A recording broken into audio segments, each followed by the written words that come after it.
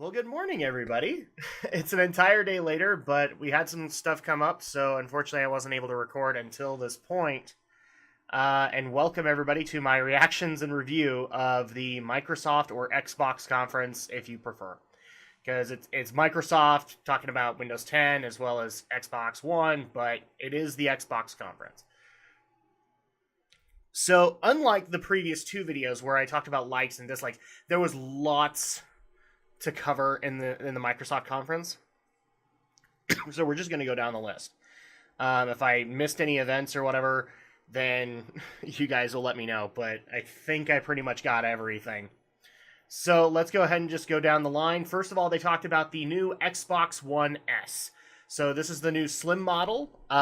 It's completely white, and also the other major feature of it was it looks like they're now taking the Xbox One Elite controller and making that the normal mainstay controller. They have this happen every now and then. I mean, I still remember back with the original Xbox where we had the Duke, the really big Xbox controller, and they've in turn fixed that. This one, however, is just, I think it's not as customizable as the Elite. Like, people can check out our Drak and Shadow review of the Xbox One that I got. But it's not as customizable, but it's very much based on the Elite controller. So my thoughts on it are, I mean, great. I have one. I don't know its price point, mainly because I already have it. So that's great and all. Great for people who want to be able to get it. Especially, I know a couple of people who would prefer a white Xbox console over a black one. I don't really care. But there you go. So it is a slimmer model. It's still able to do everything an Xbox One can do. I'm sure you could still connect a Kinect to it. But there you go. So the next game, or the first game that was on the list, was Gears of War 4. And we actually got a gameplay demo for it, but we also found out that it is coming to PC. There is multi-platform functionality, and one of the things that was kind of a recurring theme, I don't remember their actual term for it. It was like play anywhere or something like that. But basically, one thing that they've done that's really cool is if you've bought it for Xbox, you've technically bought it for PC. So at that point, if you can't take your Xbox with you wherever you're going and you have a laptop, you could technically play Gears of War on your laptop. You know, because you don't have to buy the game separately, is what I'm saying. Sorry, guys, it's the morning and I get a little coffee in the morning. So, especially with allergy season. So, that's going to be kind of a recurring theme today, is like, if it was announced for Windows 10, you can play it on Xbox One. If it was announced for Xbox One, it's probably on Windows 10. Unless they have a unique exclusivity, but I don't remember them having too many. That was that. One thing that people are probably going to mention, and I don't want to talk about this because I already know I'm going to get comments from Aldo and Alex alone. When they did the gameplay demo, they actually showcased one of the voice actors that is going to be in the game. And that is being played by Laura Bailey, a.k.a. Lust from Full Metal Alchemist, Lady Jaina Proudmoore from World of Warcraft. There's tons of other roles that I could bring up. But Aldo and Alex like to bring up that since I am a fan of her work, I respect her work, that I'm officially her stalker. And that's not the case, but there you go. She actually was playing the gameplay demo. I thought that was a nice little touch for a voice actor slash... I actually think she is kind of in the gaming industry, so not like a developer or anything like that, but she's done some level of gaming journalism. I'll need to double check that, but I like the idea. I thought it was cool, but I mean, the main focus is not Laura Bailey. It was the gameplay demo, which looked good. It looks like it's almost ready to finish. We also did get a release date for Gears of War 4 coming out this November, November 11th to be precise. But that's cool. So that's kind of what we thought was going to happen, because Gears of War 4 did get mentioned last year, and so at that point they did actually keep a 2016 release date for that, and so it is coming out this year. Does it inspire me enough to go and play the? So I'm not a Gears of War fan. I have not picked them up. But does this actually... So I guess the real question for me is, does this inspire me to go actually pick them up? Not real... Like from my present perspective, no.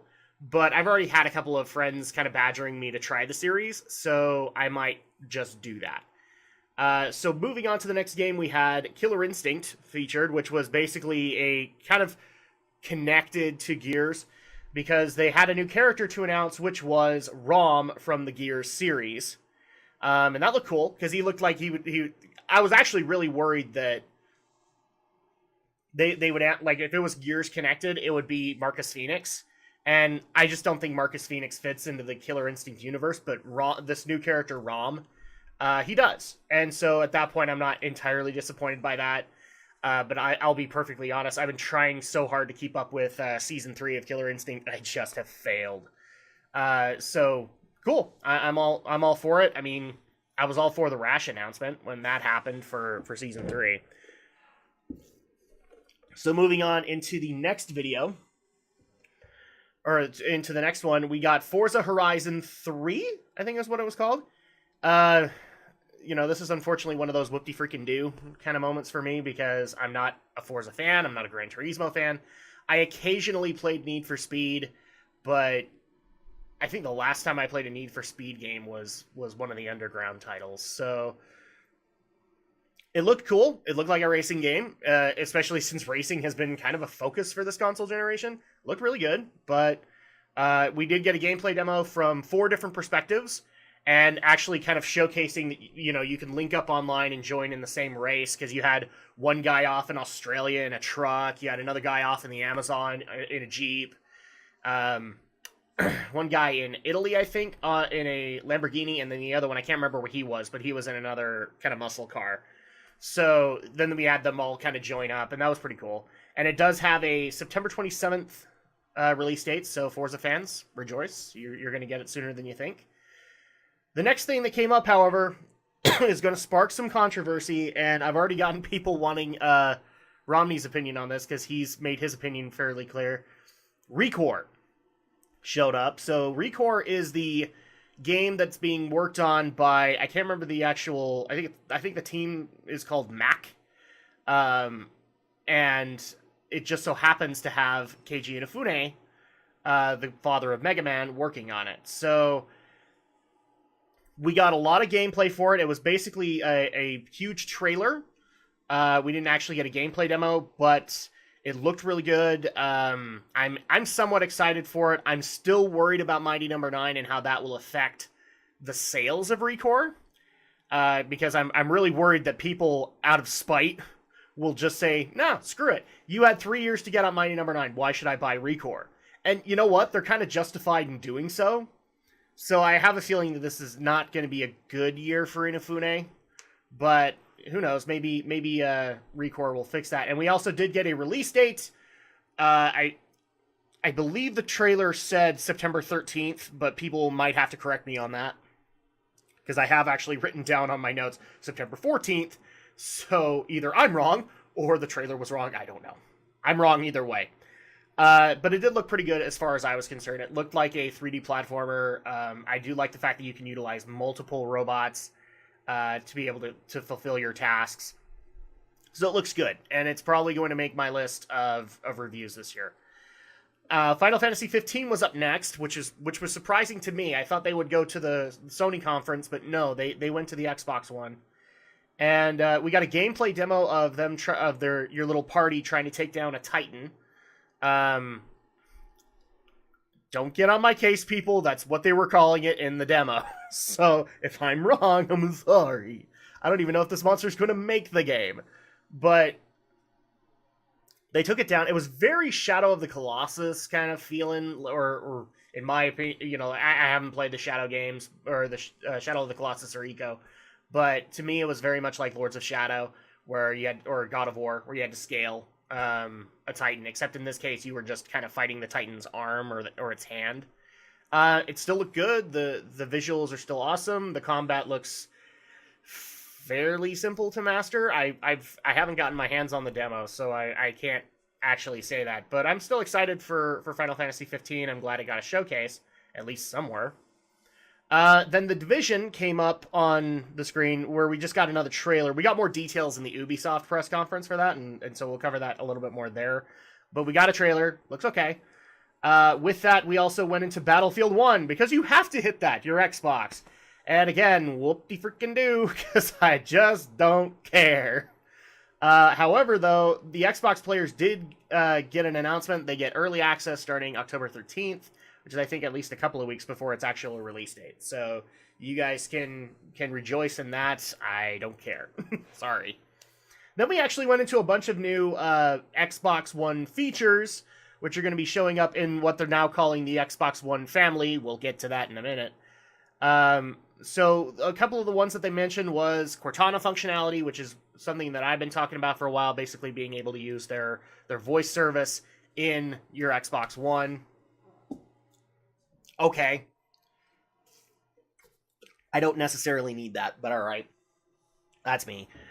You can also have background music via the console in your games, so if you want to have, like, whatever song is in your library, you can have that. So they also did regional preference, and I believe that they also announced that there was going to be more regional integration, so that's going to be helpful. One of the bigger announcements was clubs on Xbox Live. You can create clans, you can create, groups to a specific fandom. So I have a feeling a lot of Xbox fans are going to utilize that. There was also looking for group on Xbox Live, and the inner WoW fan in me went, cheater! You can't call it that!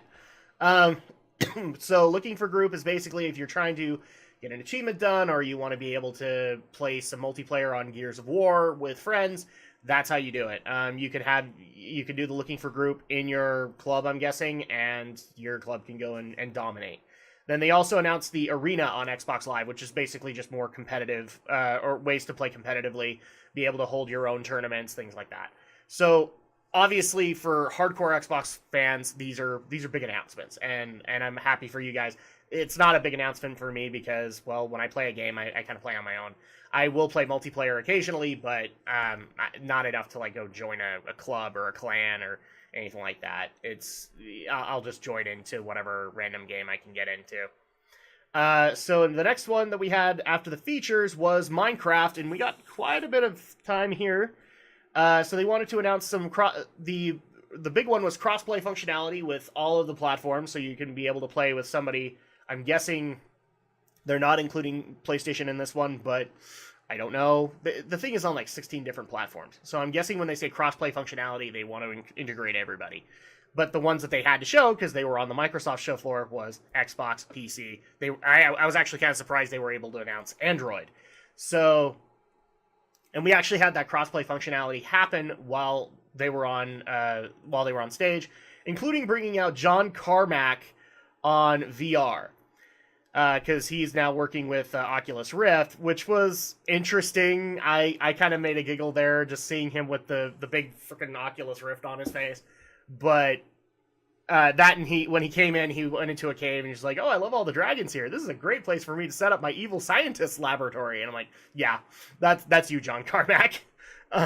So you guys can look forward to that. They also announced texture packs coming to Windows 10 and I think everywhere else soon. But obviously, since they are with Microsoft, everything will go to Microsoft first. I wasn't really able to tell too much on the texture packs, aside from they were able to redesign some of the zombie-like creatures into aliens, and I guess that's cool. For me, it's just okay. Add-ons are also coming to this cross-play or cross-device functionality too. So now, I believe they were just a PC deal, now they can go to Xbox, now they can go to PS4, to Android, all of those, and all of the add-ons will be made available. So all Minecraft fans rejoice, you can look forward to all of that. Next up was the new Xbox One controller, a little bit more of an emphasis on that, but I've kind of covered it. It looks like it was very heavily inspired by the Elite controller, and it's very customizable. So I believe that the one that you'll get for the Slim will be kind of a base model, but I'm sure you'll be able to get, because they advertise you can change the front face of it, you can add like little little text to it or whatever. You can add new sticks, I believe can add new buttons, but I wasn't able to confirm that one. And it also does have Bluetooth functionality, so if you want to hook it up to, say, like your Surface or whatever, I'm sure you can. So there you go, that's the new Xbox One controller. And then the next game that we got featured was Inside, which is from the creator of Limbo, and a lot of people have been wanting to see that for a while. It got a release date. It is literally coming out in 10 days. So you guys can look forward to that. It looked really good. I might actually add it to my list if I'm caught up by then. But I don't want to be horribly behind the rest of the year. So with Inside, we also got a big showcase on all the indie games that are coming. I wasn't able to catch all of the titles, so you're going to have to forgive me here, but I tried to get as many as I could. We had stuff on Cuphead, we had Outlast, we had Far, we had Slime Wrangler, Figment, The Culling. One of the big ones that was announced for me was Stardew Valley. People have noticed I've been doing the Let's Play, and I've been enjoying it. I got the official announcement that Stardew Valley is coming to consoles, and I'm very happy about that, but it's coming out later this year. So people have already asked, like, is that going to affect the Let's Play? No, it's not. I'm still going to play that on PC, but if I want to play in my own spare time, I might play on console. That's the way that's going to affect things. Bloodstained Ritual of the Night. I'm obviously excited for that. It looks really good. And many, many, many, many more. Which actually led into the next indie game, which is a really creepy one, We Happy Few. This one is coming out July 26th, and it might have just made my list because it starts off very creepily happy, and is like, well, please smile. Won't you smile? Have you taken your joy? And and they have like this little pill, so like whenever you get sad, it instantly fills you with joy. And eventually we get to a office party, and I'm just going through this off of memory, but they ask you to go hit the piñata, and then the piñata becomes a dead rat, and everybody's eating it. And it's like, you know, it's one of those big moments, but then there's just like, you haven't taken your joy. It's okay, you can have one of mine. And you refuse it, and they're like, oh no, we have a downer. And then it's like, you know, you're running for your life. So I have a feeling I'm going to be picking this one up just because of the weird creepiness factor, but very well done. The next game that we had was from the what is it? CD Projekt Red, I think is the team's name. The people who make The Witcher. As per a request that they've been getting for a while, the card game that is in The Witcher called Gwent is now getting a game. So, you know, I want to make a Hearthstone joke here, but it really doesn't play like Hearthstone. So, I can't really do that. But they announced that Gwent is coming. People will be able to beta test it, but it doesn't have a release date just yet. But it does look interesting. Interesting enough that I'm not a Witcher fan, and I might look into it. Then the next announcement that came down the line was Tekken 7, which featured Akuma. That's actually what I put in my notes. Tekken 7 featuring Akuma, because the big trailer was like Heihachi facing off against Akuma, and then it went into a gameplay demo where two people were up on stage. The only announcement that we got as far as release was that it's coming out in early 2017. That's it, but and I don't know if it's going to be exclusive to the Xbox. I don't think it will be. But there you go, Tekken fans. You get another Tekken game. And then the next one was the one that Capcom fans had been waiting for, which was Dead Rising 4. I could have told you a mile away this was coming out. And the trailer that they did for it was pretty awesome. And I guess this is the first time Frank West has returned to the series, so people can play. I'm guessing they can play Frank West, but I think they announced that for Dead Rising 3, and then it was a completely new protagonist. So there you go. It's coming out this holiday 2016. That's the best we got as far as release dates. And then we actually got into the part that I loved, but I'm going to take a drink first, which was Scalebound returned.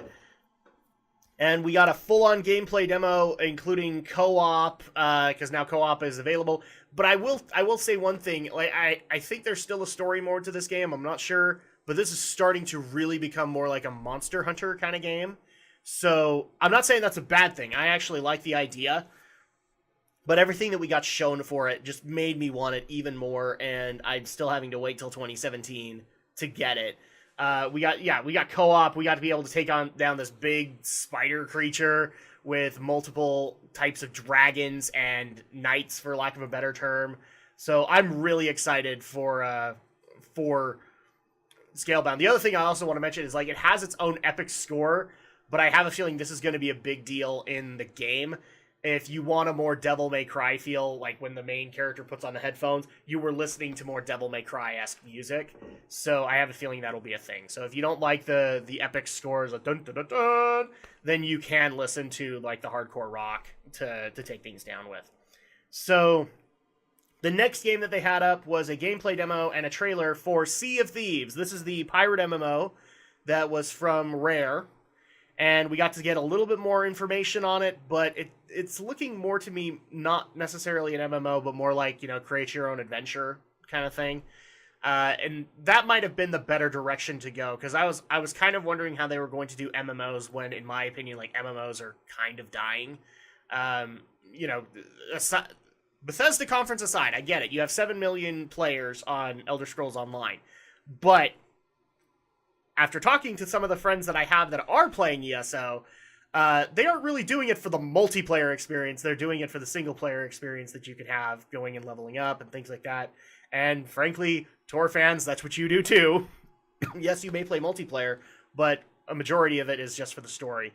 So that's one of those things where I love the fact we're talking about MMOs and yet we're taking the multiplayer out of the MMO, so it might as well just be an MORPG. So at that point, Sea of Thieves, I think, is going to have its own niche market. It looks good. I can't say that I'm going to be one of them.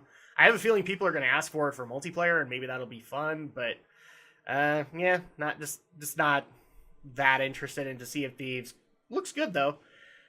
So the next up was State of Decay 2. I haven't played State of Decay because I am so sick and tired of zombies. In fact, that's kind of my note on here is just like, why do we have such a hard-on for zombies right now? Because everybody's doing it. I mean, at E3, Walking Dead Season 3 got announced, and there was a Sony announcement that we'll get into later, where it's just like zombies, and I'm just done with zombies. I'm done with post-apocalyptic futures. Those stories have been done to death as far as I'm concerned. If you're a State of Decay fan, this is right up your alley. I'm not picking it up. If I pick up a post-apocalyptic game, it's going to be a series that I actively follow, but I'm not going into new stuff. Because I'm sick and tired of this franchise basically dominating. If it's not a zombie-based game, it's zombie-based maps and multiplayer. And I'm just done. The next thing up was Halo Wars 2. So you got plenty of announcements there and a really cool trailer, basically showcasing the two generals. And as much as I wanted to say like the alien general was Covenant, no, it's not, because you're going on a whole new world and you're dealing with a whole new race of aliens. So that looked really cool. We did get a release date for February 21st, 2017 as the release date, and there will be, for all the Halo Wars fans, a week-long beta. So starting literally yesterday up until the 20th, you can play Halo Wars 2 beta on Xbox One and Windows 10, I'm guessing. And then finally, the wrap-up for the conference was talking about the much-talked-about Project Scorpio, which is basically what I thought it was going to be. It was going to be a souped-up Xbox One, including the ability to allow 4K video. It had 8-core processors. I love the fact that they were saying it's the most powerful console ever, and I'm just like sitting there going, so it's the most powerful console for the moment, until the next generation comes along and blows that out of the water. Is that what you're saying? Because that's what's going to happen. Is eventually we'll move on to the next generation of consoles, PCs, whatever, and that will be the most powerful thing ever. I really wish Xbox would stop saying that, because they're going to prove themselves wrong eventually. So so I even put it in my notes. The most powerful console at the moment.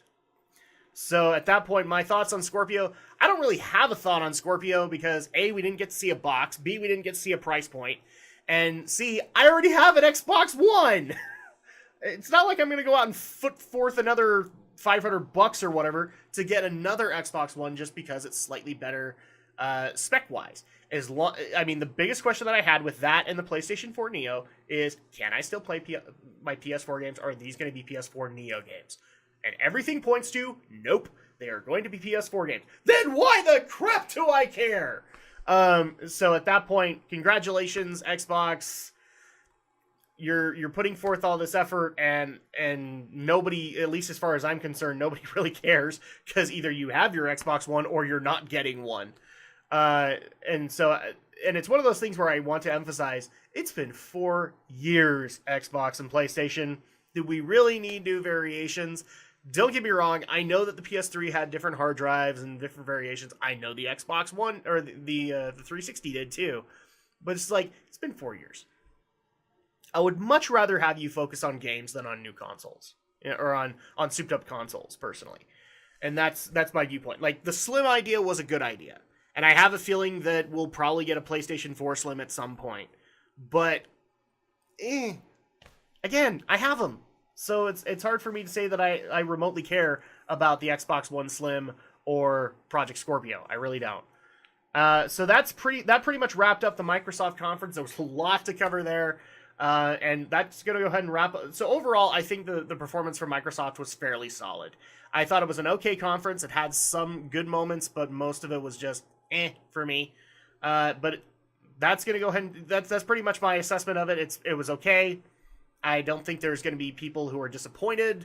Maybe the Halo fans, but you got Halo Wars too. So I just know some Halo fans that don't like Halo Wars. But that's going to go ahead and do it for this video. So I hope you guys liked the Microsoft conference. If you didn't like what I had to say, feel free to leave a comment. If you liked what I had to say or wanted to point out something else that maybe I missed, feel free to leave a comment. Feel free to leave a like on this video. And I will see you guys next time for the review on the Ubisoft conference. And I got some crap to say.